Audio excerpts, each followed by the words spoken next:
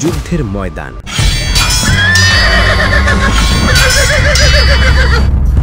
চারদিকে ধুলো আর তলোয়ারের ঝলকানি।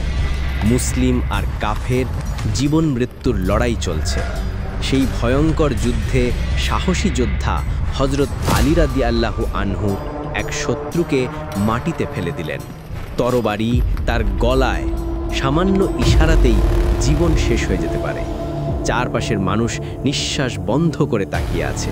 সবাই ভাবছে এখনই শত্রুর মৃত্যু নিশ্চিত। ঠিক তখনই সেই শত্রু অপমান করল। রাসূল সাল্লাল্লাহু আলাইহি ওয়াসাল্লাম আর সাহাবীদের প্রতি ঘৃণা ছুড়ে দিল। কিন্তু আশ্চর্যের বিষয়, হযরত আলী রাদিয়াল্লাহু আনহু তরবারি নামিয়ে নিলেন, মাটিতে ছুঁড়ে ফেললেন সেই অস্ত্র। শত্রু স্তব্ধ হয়ে গেল, তার চোখ বিস্ফারিত। বলল, তুমি কেন আমাকে হত্যা করলে না যেখানে সুযোগ ছিল হাতে? হযরত আলী রাদিয়াল্লাহু আনহু গভীর কণ্ঠে বললেন, আমি আল্লাহর পথে যুদ্ধ করি, তার সন্তুষ্টির জন্য।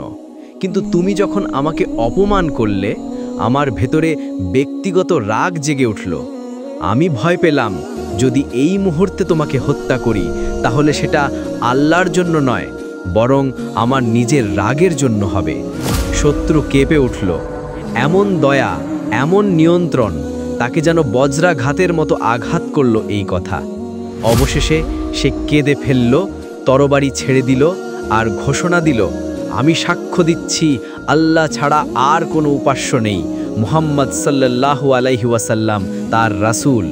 এই ঘটনার শিক্ষা হলো, সত্যিকারের মুমিন প্রতিশোধ নেয় না, ক্রোধের দাস হয় না, তার প্রতিটি কাজ শুধু আল্লাহর জন্য হয়।